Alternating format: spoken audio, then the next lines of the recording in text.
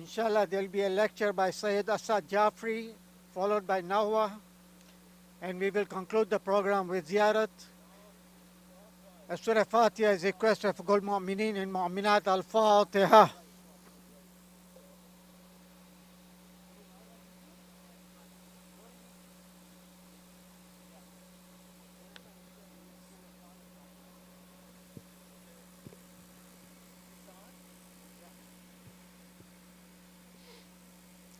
حسین الغریب الغریب الحسین حسین الشہید الشہید الحسین حسین الغریب الغریب الحسین حسین الشہید الشہید الحسین دہائی دہائی خدا را دہائی یہ دشت بلا میں ہے کیسی تباہی بہایا ہے کس نے یہ خون محمد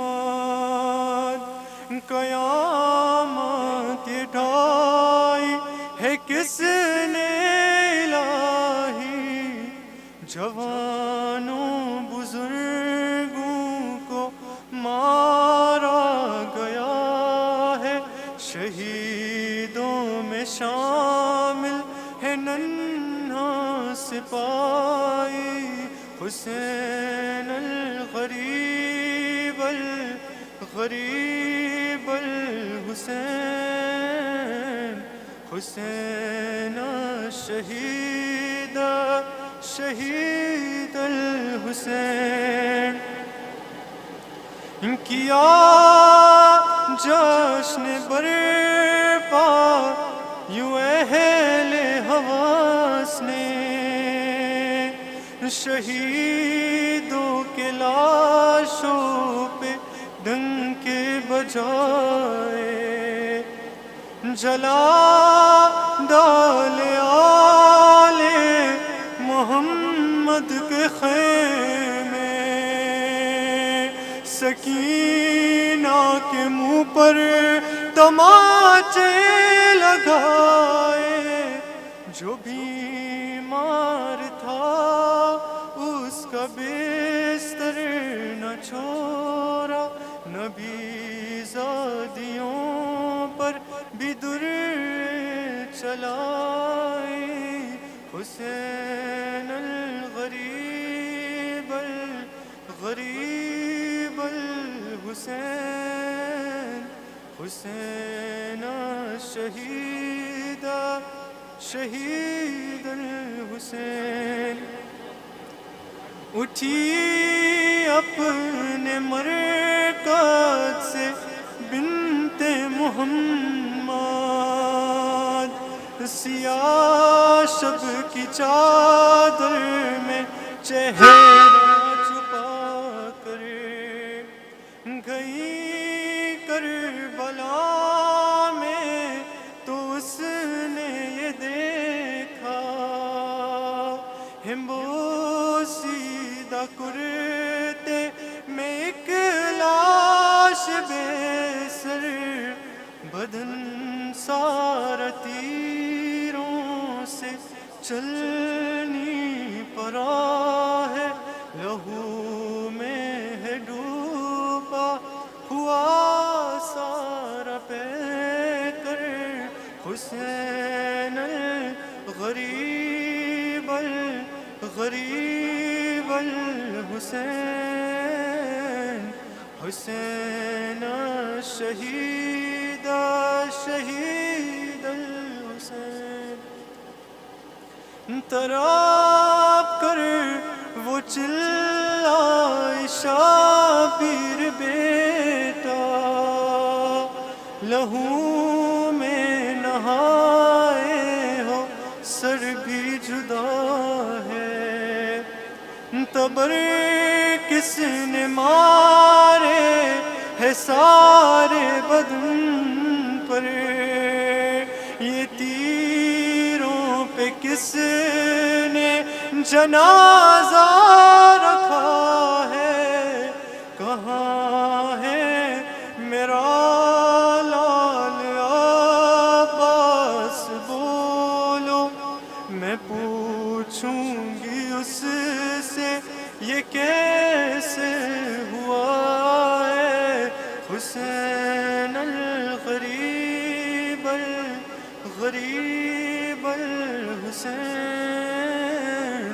حسین الشہید شہید الحسین، صدا سن کی زہرا گتھر آئے غازی، جدا تن سے سر تھا تو شانے کٹے تھے، غموں یاس و حسرت میں مجروح مضطرب، کہیں کیا کہ دریا کنارے پڑے تھے، سوئے القمہ اب جو بی بی نے دیکھا، وفاؤں کے ساحل میں جھنڈے پڑے تھے، حسین الغریب الغریب الحسین، حسین شہید شہید الحسین، محمد وآل محمد صلوات۔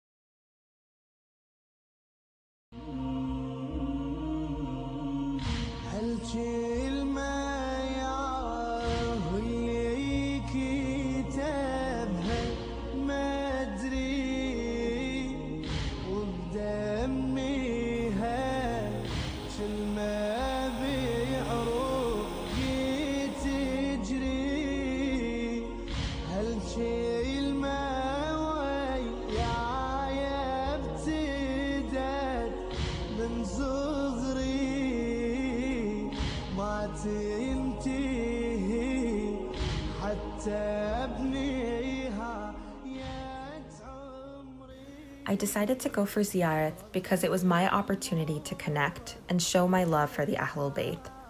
Every site we went to, Gadmain, Samara, Najaf, and Karbala, allowed me an opportunity to pay my respects to these incredible individuals. Engaging in the walk was a life-changing moment. The entire time, I kept thinking of our Imam and his family and companions. I was able to connect with the events of Karbala in a way that I was not able to prior. The one thing that stood out to me as I started my journey from Najaf to Karbala was the hospitality of the locals. The locals opened up their homes, provided food, drink, medical attention, and everything in between for the Zawars of Imam Hussein. Their love and generosity made such an impact on me. What stood out to me the most during the walk from Najaf to Karbala was the extreme kindness and an unbelievable display of unity and generosity. Every sort of commodity that you can think of, or services such as massages, shoe cleaning, or tents to sleep in, were given to you. Also, as a Za'ir of Imam Hussein, you are treated with the utmost respect from the Iraqi locals, to the point where they may come up to you and try to kiss your hands and feet as you walk towards Karbala. We go to Ziyarat because of Imam Hussein, and he sacrificed a lot for us and Islam. The journey to Karbala was amazing because of how many people visit Imam Hussein and how much they love him.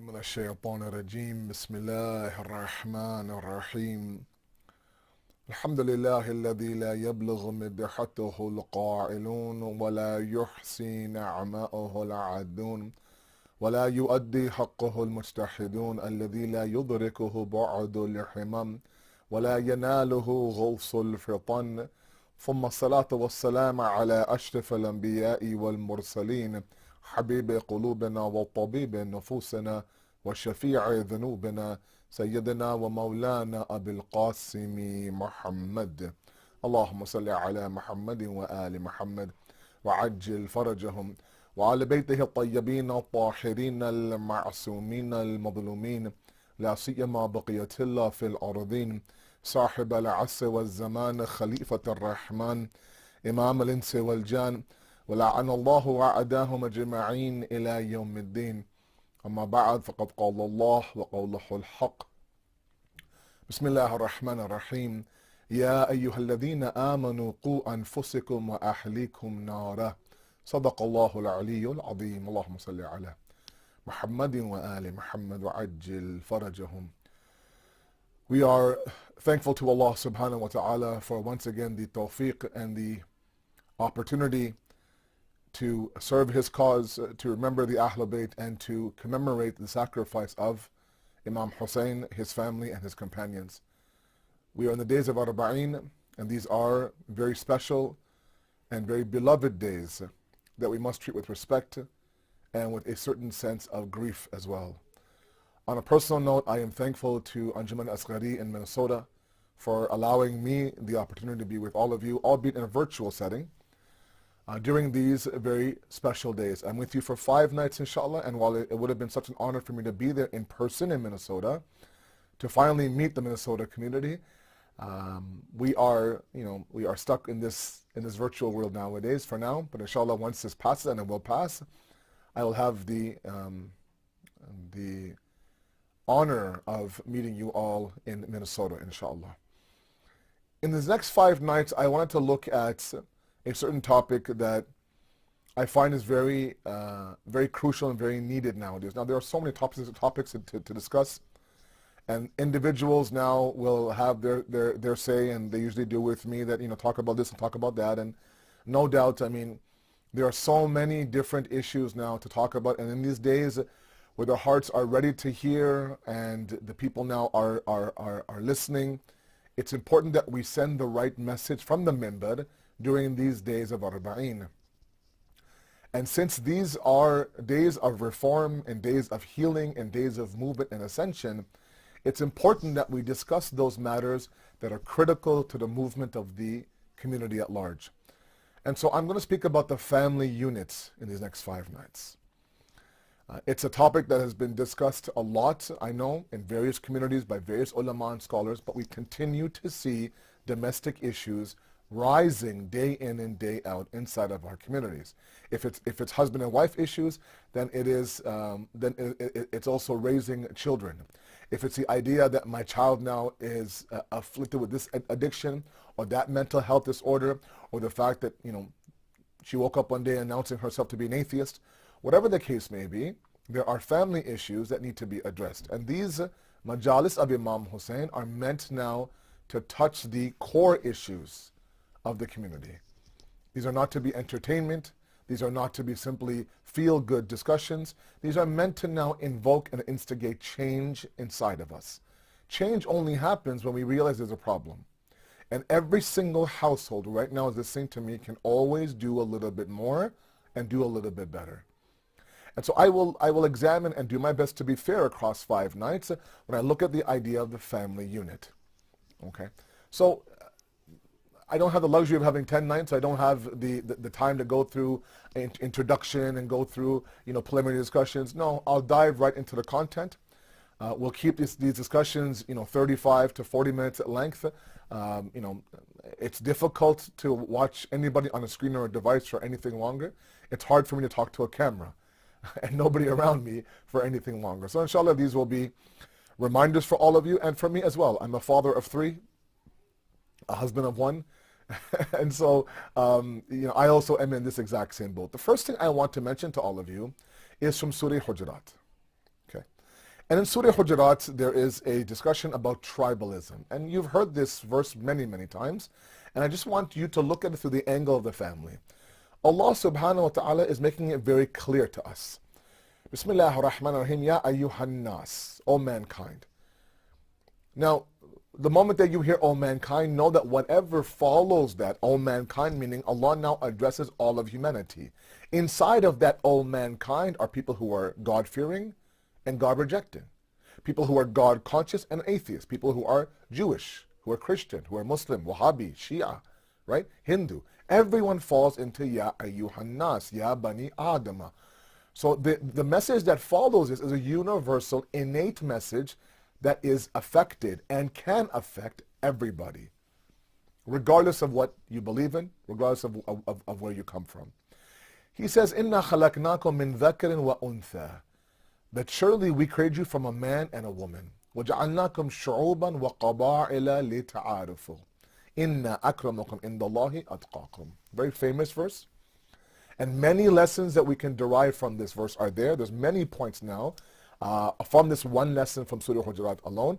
But the one that I want to point at as a muqaddamah, as a little bit of an introductory discussion on the topic of the family union, is the fact that Allah subhanahu wa ta'ala now has said himself that we have placed you in nations and tribes. We're the ones. And this innate tribalism that we have, this innate gravitation towards those who are like us, who look like us perhaps, who talk like us, who's the same age as us, who speaks the same language as us, whatever the case may be, there is an absolute pull that we have, innately now a pull towards individuals who are just like us. Okay, and now that's innate, that's fitri, right? That's not, everybody has that. When you, in a foreign land, when you don't see somebody who's like you, that could be everything from your belief, to the color of your skin, to your language, to your gender, to your age, whatever the case may be. And once you see that person who may resemble someone that you might be attracted to in terms of, friendship and companionship, you gravitate towards that person. My parents migrated from Pakistan, Karachi, typical Karachi household, from Karachi to Toronto in the early 70s. Right now I'm coming to you from Toronto. This is my hometown, born and raised here. And my mom used to tell me that back in the early 80s, my dad and her would go grocery shopping. And if they saw another person who was from South Asia, didn't matter where, India, Pakistan, Bangladesh, Sri Lanka, it didn't matter. Anybody who resembled that complexion of theirs, she said, I would strike up a competition with them and say, where are you from, and how long you've been here, and just because it was just so nice to see somebody who looked like me. That was in the early 80s. Now you see a fellow muhajjaba hijabi, and sometimes we don't even say salam. It's that common now, at least where we are in Toronto, a very multicultural city. But this idea of moving towards those who look like me is a very much innate fitri need. Right? And there's reasons for that Allah has placed. Now, the problem with the human being is that we've taken this tribalism and we've placed walls around our tribe.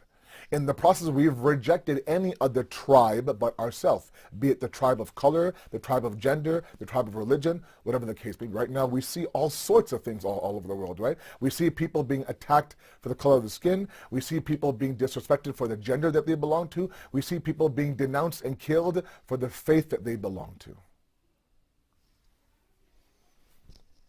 That's not the tribalism that God wanted. And that's why he's very clear that inna akramakum indallahi atqakum, that look, this tribalism, it wasn't meant for you to feel like you're elite or you're better than others. It's meant now for you to have this sense of belongingness. If you want to feel elite over anybody else, that eliteness is atqakum and nothing else. Taqwa and taqwa alone. The only color in Islam is the color of taqwa. The only gender in Islam is the gender of taqwa. Anyone who uses, the skin color or the gender or ideology to do dhulm on others, I'm sorry, is outside the realm of the deen. And I'll humbly ask all of you to learn the deen from the deen. Don't learn Islam from those who have no sense of humanity. Don't learn the deen from the bedeen. That makes no sense whatsoever. This person who doesn't even have a stronghold on his own life and his own family, he's teaching you Islam, doesn't make sense. So now this tribalism that we have, is innate. And part of the innate tribalism is that you live by the tribe and you die by the tribe. You know, a glimpse of that was during the Prophet of Allah's time. You know, pre-Islam, in the Jahiliyyah era, everything was a tribe. You were known by your tribe. You defended the tribe. If one person from that tribe was disrespected, everybody else would step up and avenge that disrespect. Right? You weren't an individual. You were somebody who would carry the name of the tribe. And so equally, when we individuals, when we believe that now I belong to this tribe, and today's tribe could mean anything from your circle of friends to your marriage to your family.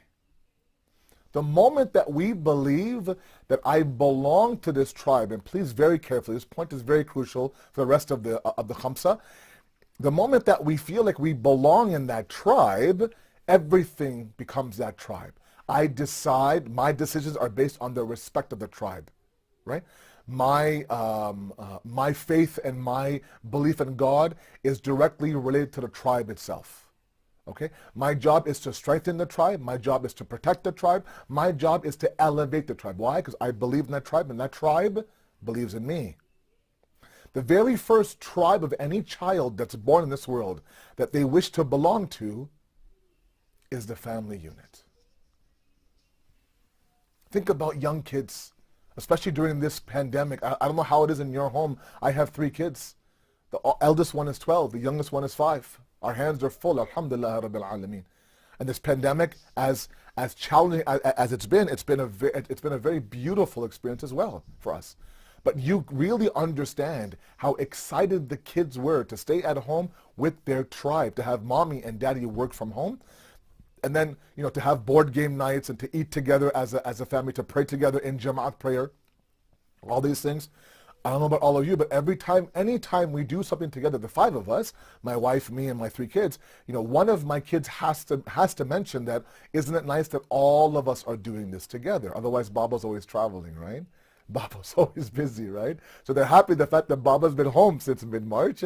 Otherwise, right now, even Muharram and Safar, I'd right now be in Minnesota with all of you. But the kids are happy that, you know, Baba's recording, Baba's reciting Majlis, but Baba is at home doing it, alhamdulillah. So the idea is that they want to now feel like they belong in the tribe. Now, in the beginning years, it's easy.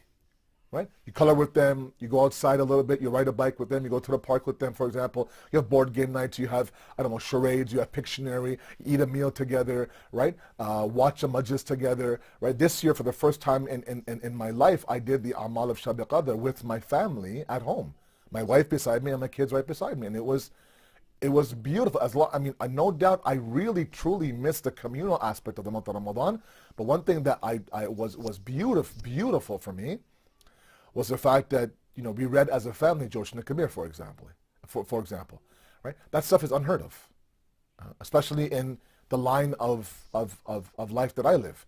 Anyways, so it's amazing to see, and I'm sure all of you have noticed as well, just how important the family tribe is to these young kids. Now, as your child gets older, if they believe in the tribe, then they're going to what? They're going to invest in that tribe. So now, you know, they'll want to spend time with you.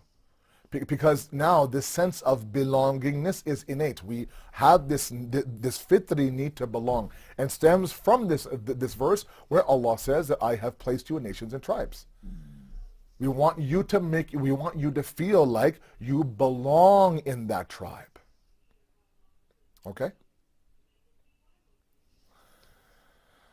The child reaches 14, 15, 18, 19, those difficult teenage years, difficult for them, difficult for the parents as well, right? Trying to find out the balance between befriending your child and still nurturing him, right? Trying to figure out the idea of, you know, how much do I need to be independent? How much do I need to listen to my parents? All these things. And we'll address all of these things coming up in the next few nights. We'll talk about husband and wife relation. We'll talk about raising pious kids. We'll talk about respecting our parents. We'll talk about spouse selection, a number of things to talk about that really, I think now, are the jud and the root of a lot of our problems in our families. I get too many phone calls, too many that I like, of husband and wife that are really struggling, or a parent that just can't figure out how to raise their 14-year-old child. And these are very trying times. They're difficult times. Trying to raise a God-centric family in this era, in the U.S., in North America, is not easy. It's not easy.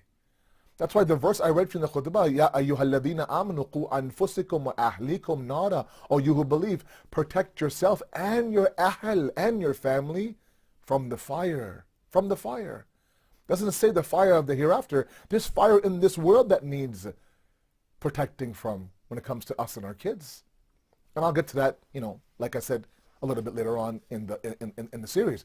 But tonight it's important to know that the 5 of you, the 4 of you, the 3 of you, the 2 of you, the 8 of you, mashallah, all of you are a tribe. And so long as the chief of the tribe, being the father and the husband now, and the supporting role being the wife and the mother, I mean, together now as one team now, they're raising God-centered children. So long as those two now at the leadership role, they make their children feel like they belong to the tribe, the kids won't go outside looking for that sense of belongingness. Where do we lose our kids? We lose our kids when they stop believing that I am a part of this tribe. And then that innate need to belong goes unfulfilled. Now, to fulfill that innate need, they travel outside the family, end up with a circle of friends, a circle of influence, and there's nothing wrong with that, of course. But you want them to have one foot in this tribe, and then, of course, have their own sort of circle of influence around them as well. That's bound to happen. Now, how is it that we can make a child, a person feel like they belong? One point that I have made up and down this month of Muharram, even in the month of Ramadan, even in my various programs in Sha'ban and Rajab. And again, like I said, these are discussions that you have heard, I'm sure, so many times, and it's important that we constantly remind ourselves of what the Deen wants from us as parents, as kids, as husband, as wife. It's important because it's I don't know about any of you right now, but there's a lot of homes that are burning. And I would not do this mimbar justice if I didn't at least address those burning issues in community. I can't just pretend like everything is great and everything's going well and, let's just make this a fadaili majlis and let's just, feel good and feel great. I had a teacher, Ustad Tawakkul, may Allah give him a long life, inshallah. He would come, sorry, he's not my teacher, I shouldn't say that. He would come on Saturdays to our school in Qom in the Hawza, and he would give us a dars akhlaq. Okay? And so many points I learned from him, so many points I use in my lectures, I use in my life. One point that really stuck to me, that I remind myself every single time I enter a new lecture series, be it 10 days or 5 days or 3 days or 2 days, is the fact that one day he said, look, if you leave my dars akhlaq, 1 hour talking about akhlaq and behavior and morals and justice and fairness and principles and ethics, if you leave this dars akhlaq feeling good about yourself, then I haven't done my job. You should leave this dars akhlaq feeling like I have a lot of work to do. Right? The worst thing a speaker could do for any audience is to lullaby them to sleep. To let them know that, look, everything is fantastic, everything is perfect. Yeah, I'm not trying to be, depressing and hopeless, but let's be realistic in this manner. Let's be realistic in this matter. A lot of our kids today, a lot of our youth are struggling with their faith. They may not express it. They may go through the motions of worship, but deep down inside, they have 1,001 questions, and they don't see an avenue to get those questions answered. Same time, there's a lot of parents who are struggling now to keep their 18-year-old on the path. And now with the centers closed and the masajid now, all the work of all that community is now resting on the shoulders of the parents. It's not easy. These are difficult times, no doubt about it. Which is why, even more so why, these discussions have to happen whenever we can have them. Repeat them 1,000 times, it doesn't matter. It doesn't matter. We have to be reminded of our responsibility as a child, as a parent, as a husband, as a wife, as everybody. Inshallah, these 5 nights that I'm with you in Minnesota, I will talk about this issue, strengthening the family tie. The ties, making sure that we strengthen our tribe. Okay, and like I said, one of the ways, and this is all, number one, experience. Number two, we have to understand that the moment the child feels like he doesn't belong to, or she doesn't belong to a tribe, she's out of the tribe. So I get so many phone calls of parents saying, look, Milana, he comes home, he goes up to his room, he's on his device all day. Comes down for dinner, doesn't say a word, eats in 15 minutes, goes back upstairs in his room, doesn't come out of his room, doesn't say a word. If I force him to come to the center, he'll sit there, he'll sulk, he won't say a single word, he'll be quiet, this and that. I ask, was he always like this? No. This guy, mashallah, my child, was so social, so milansar. He would never want to be up in his room. Always, what's going on? Any guest would come over, he'd come down and greet them, and serve them. And so something happened in between, right? And while there's 1,000 reasons why this change in behavior, one of them is we have to ask ourselves, as chiefs of the tribe now, as the parents now, is there something we're doing to make them feel like they don't belong to a tribe? Now, what could it be, Milana, you'll ask me? One surefire way to make them feel like they don't belong in the tribe is to make them feel invisible. Invisible.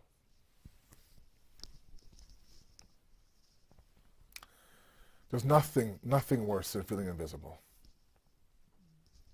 especially in your home. Think about it. Think about the fact that a child goes to school and has a rough day. Okay. The kids are bullying her. She couldn't quite follow the lesson plan in the school. Maybe the teacher got mad at her. I don't know. Just a rough day. Comes home and you can see it. As a parent, you can see that my daughter didn't have the best of days.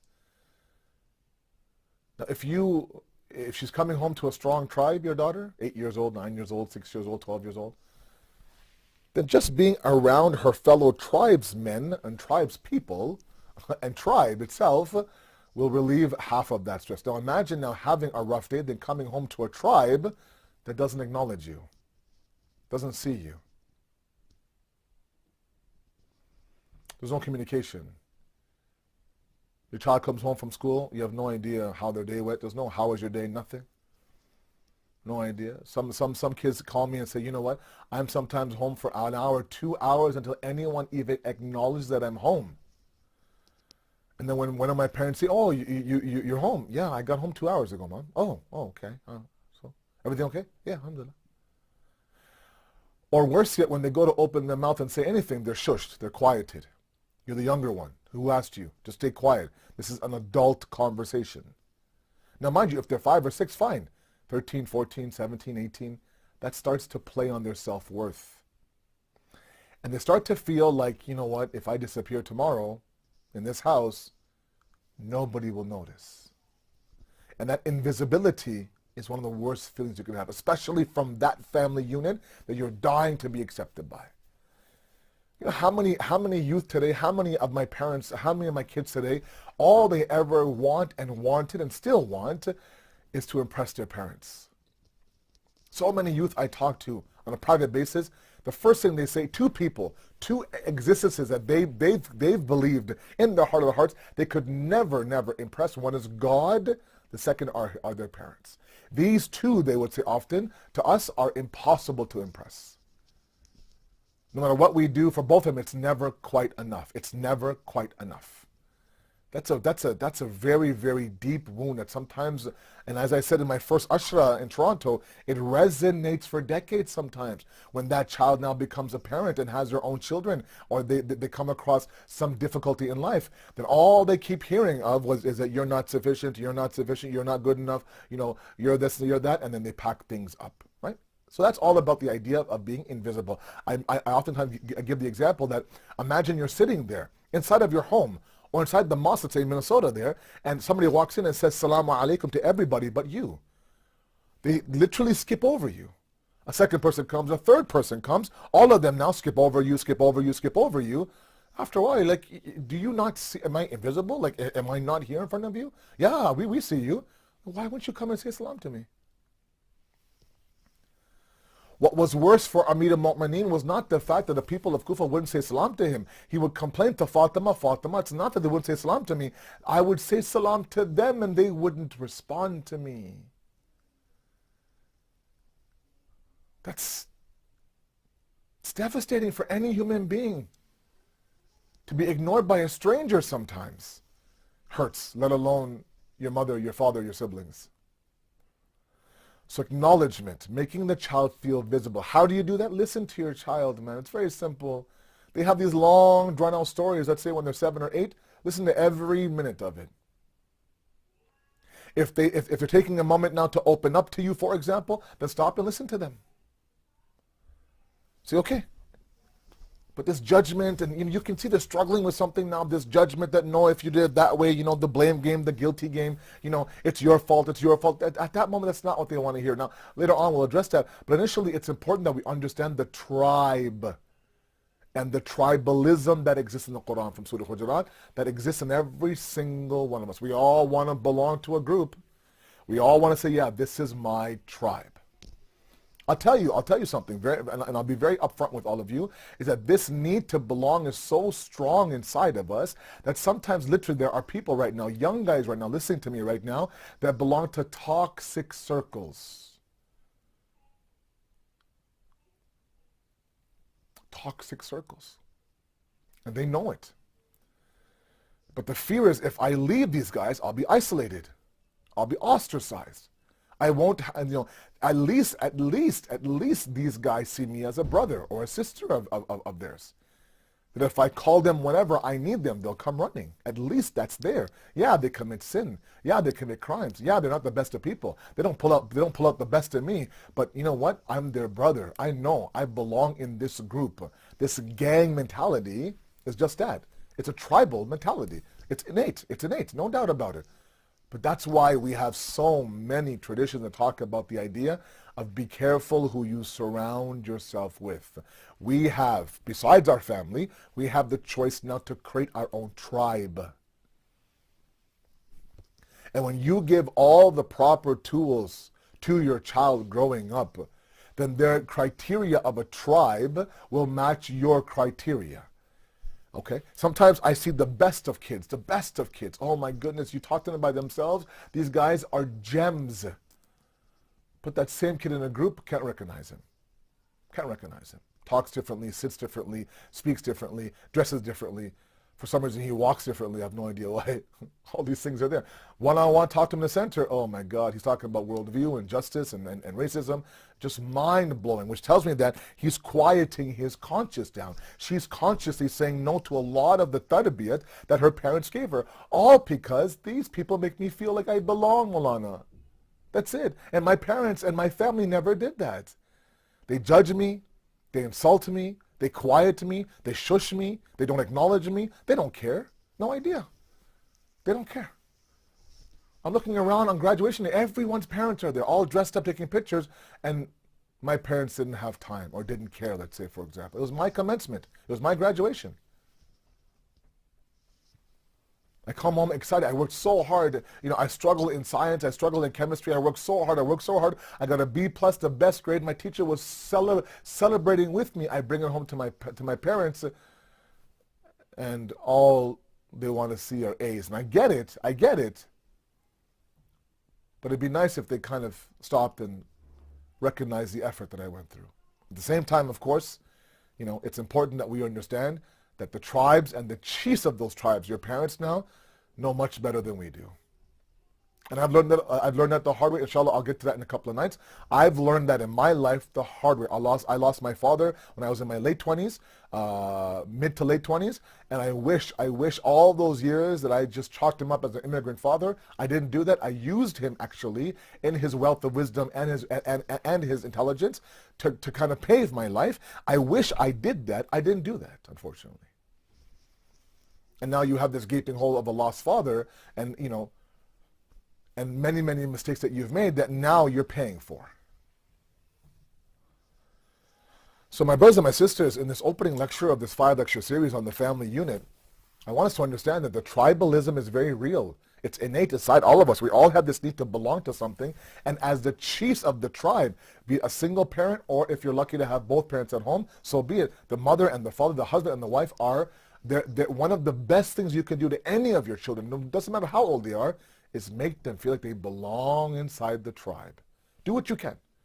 I'm not saying it's always going to guarantee the fact that they'll stick around, but do what you can. Don't give them a reason to go search for the tribe outside the home. So when you look at Imam Hussein's mission now, and who he surrounded his mission with, so all his family, the closest of his companions. And these days are known in many, many circles as the Ashara Zainabia, and well it should.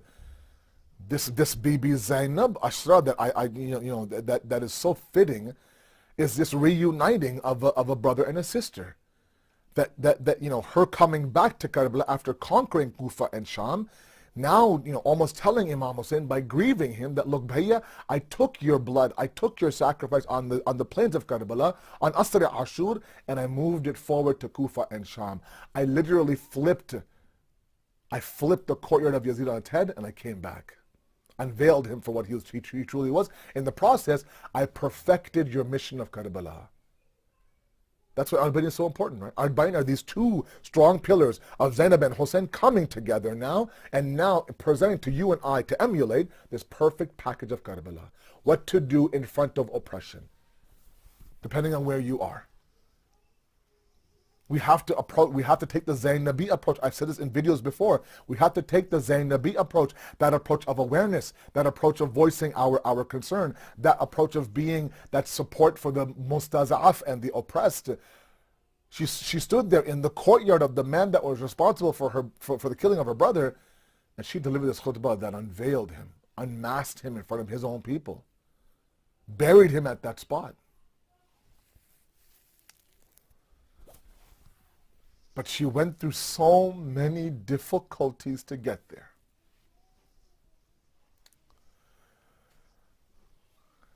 And this one difficulty, this one point that always sticks to me and it breaks my heart is the fact that a lot of us believe that after Asr Ashur, after we cry for the Maqtal of Imam Hussein on the day of Ashura, Karbala is over. Many communities go back to everything being normal until Arba'in. It's so sad to me. If you ask me, the more devastating day was the 11th of Muharram. Bibi Zainab saw things that Imam Hussein didn't see. When Imam Hussein heard the cry of Qasim, the Ya Ammata Adrikni, oh my uncle, come and help me, and he came running into the Maqtal.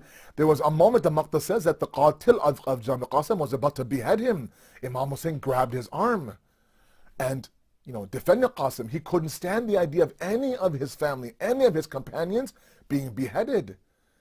And yet the moment that Imam Hussein is killed on Sham-e-Ghariba, one of the first things they did was they grabbed one shaheed after one shaheed, and they beheaded Abbas, and they beheaded Hussein, and they beheaded Qasim, all in front of who? All in front of Zainab's eyes. Hussein never saw a trampled body. Not one of his shaheed, his shahada were trampled. But Zainab, Umar bin Saad now, while Zainab is watching now, Umar bin Saad now says, I want 10 different people with 10 different horses to come and change the hooves on their horses, line up Hussein's body such that 5 horses on one side, 5 on the other. Umar bin Saad says, by my signal, the 5 to the right went to the left, the 5 horses to the left went to the right, the Khak of Karbala in the air, Hussein's body underneath.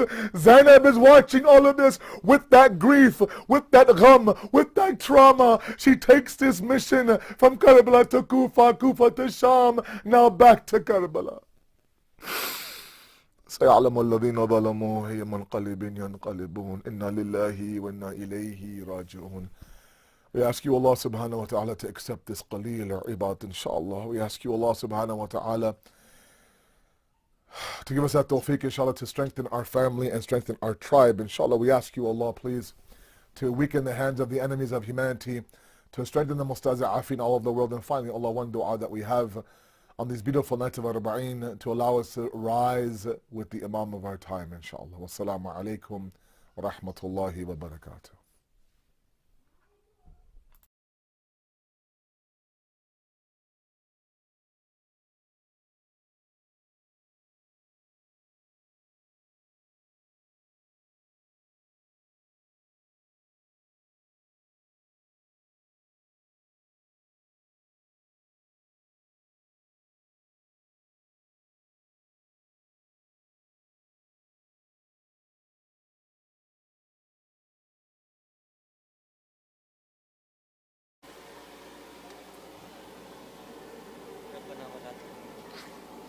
ربنا تبحمل ولا ختننا به واعف عنا أنت مولانا فانصرنا على القوم الكافرين. صلوات محمد و آل محمد. اللہم صلی اللہ محمد.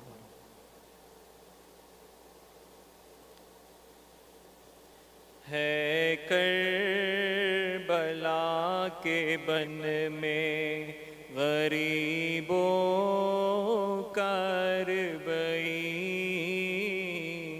ہے کربلا کے بن میں غریبوں کربئی، شبیر کے مزار پا زینب کی ہے جبی، آنسو بہا رہے ہیں کھڑے عابد حزین، آباد تھی حسین کے قدموں سے یہ زمین، آباد تھی حسین کے قدموں سے یہ زمین، اب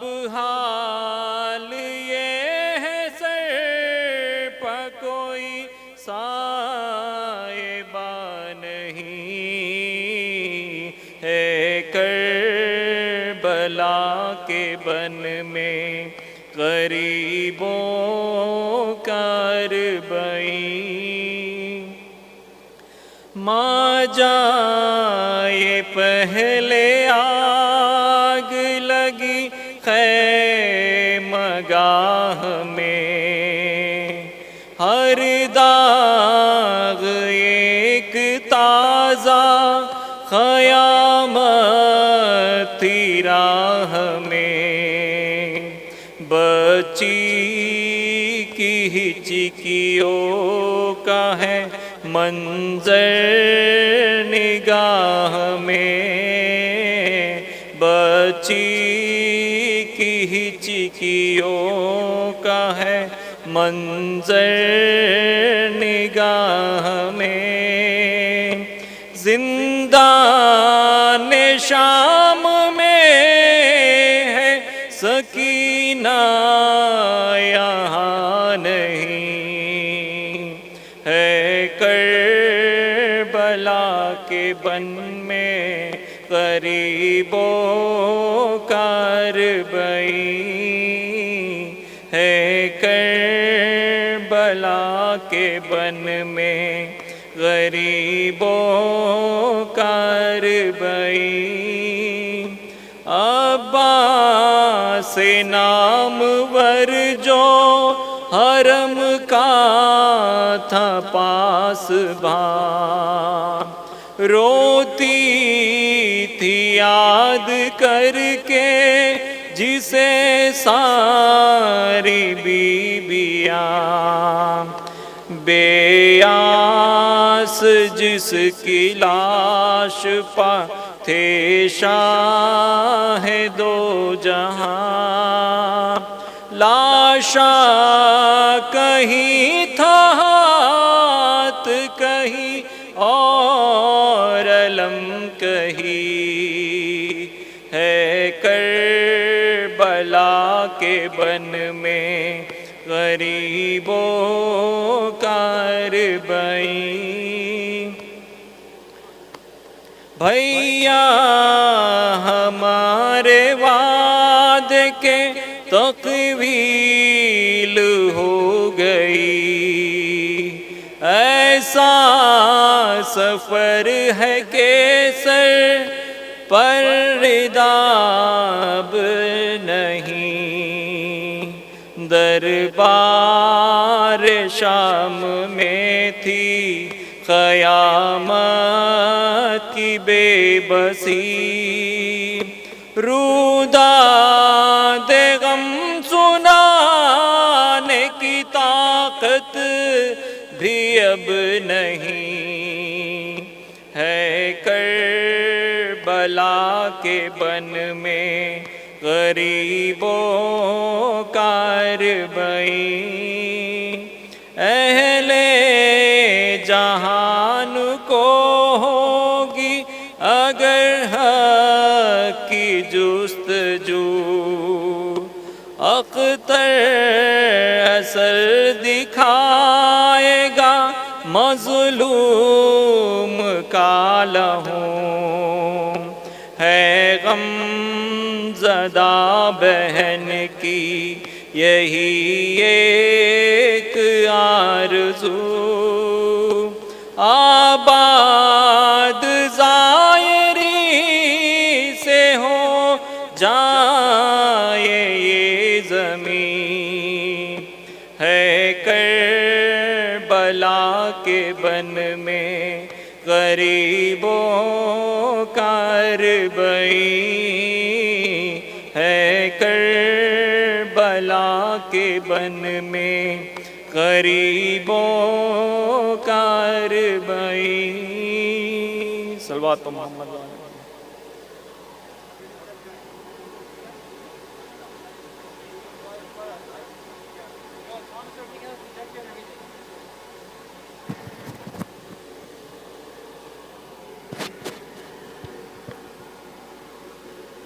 السلام عليك يا رسول الله، السلام عليك يا أمير المؤمنين، السلام عليك يا فاطمة الزهراء سيدتي نساء العالمين، السلام عليك يا حسن المجتبى، السلام عليك يا أبا عبد الله، وعلى الأرواح التي حلت بفنائك، عليك مني جميعا سلام الله أبدا ما بقي وبقي الليل والنهار، ولا جعله الله آخر العهد مني لزيارتكم.